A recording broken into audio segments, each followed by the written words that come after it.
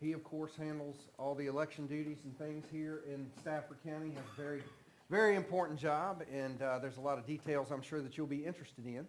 And what I'd like to do is go ahead and turn the show over to him. If you could use a microphone if you want, just to speak into there. Well, you know I don't need to, but I will, if you want me to. Yeah, I want you to, so we can get it on the video. Thank you. All right, folks, thank you very much. Good evening, everyone. As Jeff said, my name is Greg Riddlemoser. I'm the Director of Elections and the General Registrar for Stafford County. I'm going to talk a lot about what I do, but I'm going to leave a lot of time for questions. I find this stuff real interesting, and I could do this for hours and hours and hours and hours and hours. But I want to take a minute and go in the way back time machine. I want to go back 57, 58 years, okay? I pledge allegiance to the flag of the United States of America and to the republic for which it stands, one nation, under God, indivisible, with liberty and justice for all. All right, class, be seated.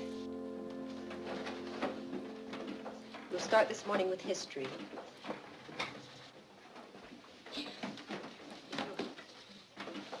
If you'll turn to page,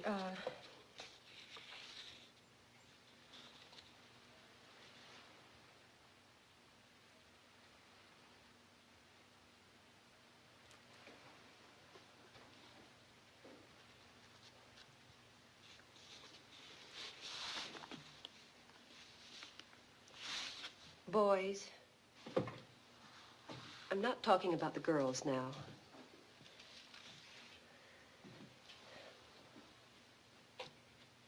Every morning when we come in this class, we say a pledge of allegiance to the flag.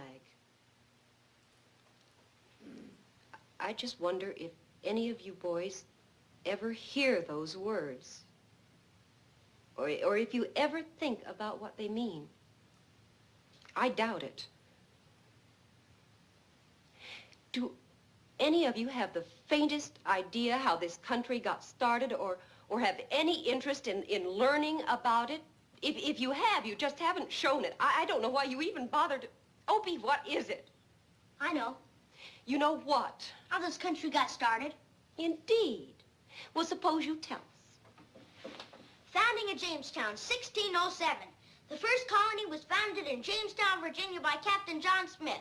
He was a friend of Pocahontas. Her father was an Indian chief. She was an Indian, too. But she was a friend of his, and she wouldn't let him. Kill him, I mean. He wasn't the first. Columbus was in 1492. It wasn't in Jamestown, it was in San Salvador. That ain't the United States, you dope. That's in the West Indies. What about the Pilgrims? They weren't the first Americans. The Indians were. Ain't that right, Miss Girl? Boys, now you've raised some very interesting questions. Suppose we just start back at the beginning and take them one at a time. Harry Veer wasn't even alive then. Ron Howard is 65 years old. That was from 58 years ago. And evidently, we used to sit around and argue about stuff even way back then. So start that thing, if you would.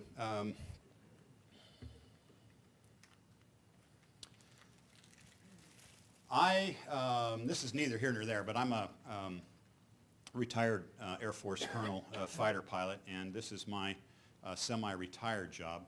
And it's a really good thing for somebody like me to do because I take this stuff very seriously, the elections and the voter registration and all that kind of stuff. Not that my predecessor and whoever succeeds me won't as well, but it's an important job, and it's an essential function of government that we don't think much about, so I'm going to tell you a little bit about it. Now, just like those little kids arguing in that classroom, you all have different ideas of how this stuff is supposed to work. But there's only one right way, and it doesn't mean that we just don't remember properly or we were ever exposed to it. We just don't think about the actual stuff that goes into voter registration and elections. What we think about is we show up on election day and somebody hands us a ballot and we vote. Well, that's just a very small part of it. So we're going to talk about the whole thing, soup to nuts, to a certain extent, okay? This is our mission. Every eligible voter that wanted to vote today was given the opportunity to do so. That's what we do. A lot of people want me to do more than that, but I can't. And so when we get to the questions and answers, you ask me those kind of things, and I'll be glad to tell you the reasons that we don't do some of the stuff that you wish we did. Tom Foley, the county administrator, explained a few things, and he showed you the wiring diagram and some of that kind of stuff. And I won't read these slides to you, but what I do is different, and I am a constitutional officer of the Commonwealth. And what that means is that if you read the Constitution of Virginia, it says every locality shall have a general registrar in the Constitution. So we have one, and that's me. I am appointed by the electoral board. Now, the electoral board is nominated by the local political parties, but they're appointed by the courts. So I'm a sworn officer of the court, as is everybody that works for me, as is the electoral board. So the local Republican Party will nominate folks to be on the electoral board, and the local Democratic Party nominates folks to be on the electoral board, and the judges of the 15th Circuit actually appoint them. So that's kind of an interesting thing that nobody really thinks about. And then that electoral board that was appointed by the judges of the courts in King George and Stafford and all of the localities of our district, then they appoint me. And so I'm a calendar appointee. Once I'm appointed, I can only be removed by breaking the law. So I served for 4 years. And the object behind that, or the reason behind that, was to take politics out of it. So it doesn't matter if there's Republicans or Democrats, or whether the governor's a Democrat this time or the governor's a Republican next time. Once you're appointed to this position, you serve without political interference kind of thing. So the electoral board is appointed for 3-year terms. One of them falls off the board every year. So there's always somebody new coming on the electoral board, and they are citizens. There's only 2 requirements to be on the electoral board. You have to be a registered voter, and you have to have been originally nominated by the political party. So if that's something you think you want to do, then you could try to do that. Now, they get a small stipend. The secretary of the electoral board gets a whopping $400 a month, and the other 2 members get $200 a month. Why? I don't know, but they always have. Okay? One of the things that we touch on through all this whole program that Jeff has, Virginia's a commonwealth, and because we're a commonwealth, a lot of goofy things happen, like the state's owning most of the roads in Stafford County. Okay? A portion of my salary is paid by the state, but none of my expenses. Okay? Those kind of things, because we're a commonwealth. I don't know why it works that way, it just does, and we function within that system because Virginia's a commonwealth, and we don't think much about it. Okay? There's 133 folks like me in the Commonwealth, the 90 counties and the 43 independent cities. And we're just, like I say, a state-directed, locality-funded essential function of government. I don't work for the Board of Supervisors. I don't work for the county administrator. They cannot hire me. They cannot fire me. And they are required by law to pay my bills. And we have a really good relationship here in Stafford County. And we have good equipment, we have a nice warehouse, we have all the stuff that we need to do the things that we do, and we do them very well, if I may say so myself. Oh, I got the clicker. Never mind, Jeff. Thank you. These are the things I'm required to do by law, are listed in the bullets there. Is this even on? If I hold it really close, I can tell, but if it's picking up a little bit. I also happen to serve on 2 federal agencies and 1 corporate board of directors. And there's just, goofy things that we do. So I work unpaid for the Department of Commerce, the National Institute of Standards and Technology. Myself and 13 other people write the specifications for voting equipment. So if you can imagine how painful that is, it's interesting work and it needs to be done, and I'm glad I was selected to do that. I also sit on the top right there, the U.S. Election Assistance Commission Standards Board, and I'm also on the executive committee there. So what that really means is about 10 days a year, I'm not in Stafford County, and somebody else is paying my hotel bill for that, those meetings kind of thing.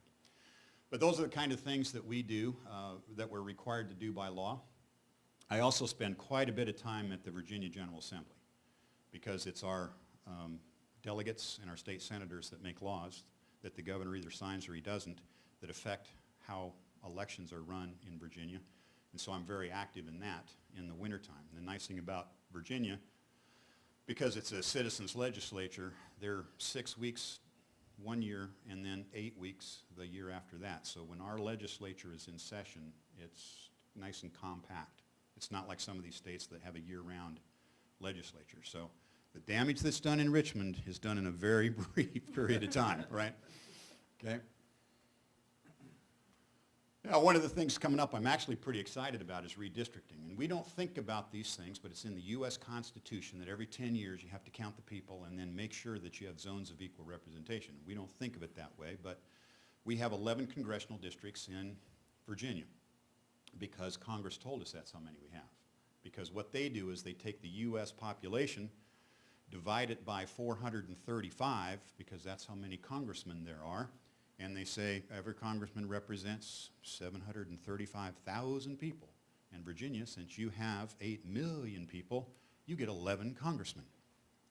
And then they draw the borders for those 11 congressional districts to have equal representation in each one of those, and that goes on and on and on down to the local level. And as Tom said, we have 7 magisterial districts in Stafford County, you know, Rock Hill, Garrisonville, all those areas.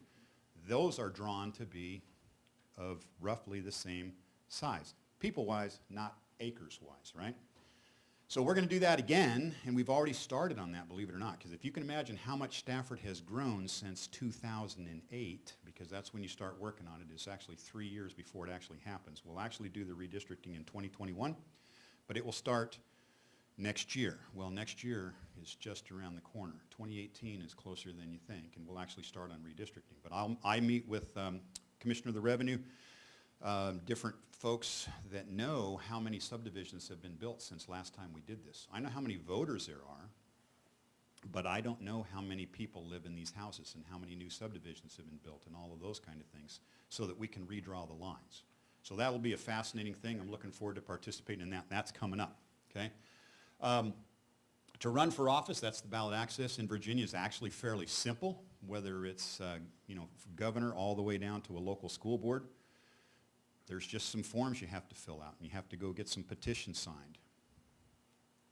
And it's a relatively simple process. To run for school board or any local office, you need 125 signatures of registered voters who live in your neighborhood. So if you're running for Board of Supervisors or school board or something like that, come see me. I'll show you where to go on the web and get all the forms to fill out and those kind of things. It's not that hard, but the nicest thing about my job is everything I do is black and white. I can point in the code of Virginia and say, this is why you must do this or you must do that. It's very nice to show that to somebody because there's nothing arbitrary or capricious about it. Everything I do is according to the law. Back in November for the presidential, we voted a lot of people. Somebody about every 20 seconds. We voted 9,000 people before Election Day, either absentee by mail or absentee in person. And that's going on right now for the gubernatorial election. We always start 6 weeks ahead of time.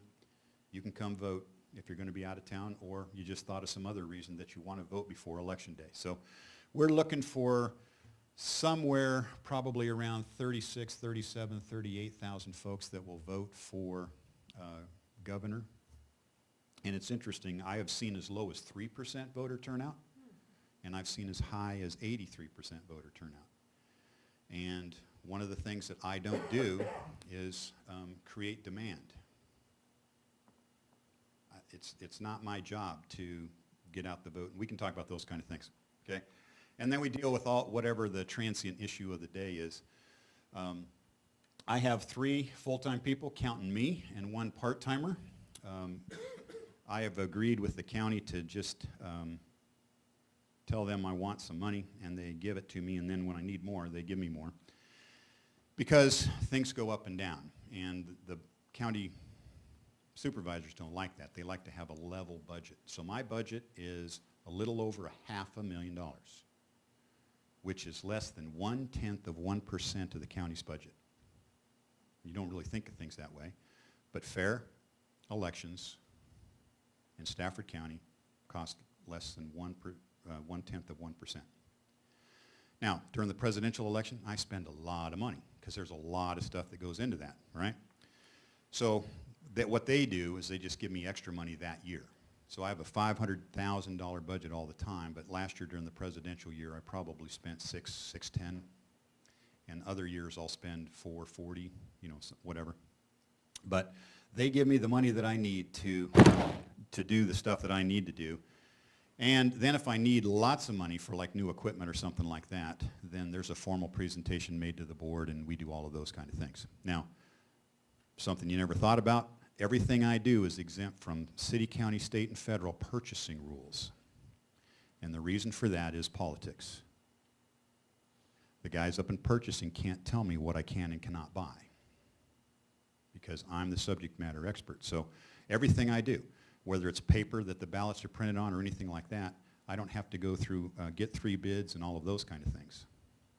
And that's important because the ballots that I buy need to be able to be read by the ballot scanners that we have. Wouldn't you think? You know, those kind of things. So nothing that I do is touched by any other county department or agency. There's no elected folks involved or anything like that, and it's just to keep politics out of what we do. And it's kind of an interesting thing. You probably never thought about it before, right? Questions? I can talk about this stuff all day. I think what we do is very interesting. It's very important. We have 93,000 registered voters. We have an election on November 7th. There's always these milestones and things like that. 3 weeks before every election is what we call close the books, where you have to be registered to vote. And then 6 weeks before every election is when we start the early voting period. It's called absentee voting in Virginia. And those things are always there, every election. Virginia has 2 elections a year. There are some states that only vote during even-numbered years. They have no election at all during the odd-number years. Virginia has at least 2 elections every year. We have special elections when state offices become vacant. So just for example, Senator Jill Vogel, who represents the far west edge of Stafford County, you've probably never thought about it before, if she becomes the lieutenant governor, we'll have a special election, but only 3 Stafford precincts will participate in that because there's only 3 Stafford precincts that are in her district.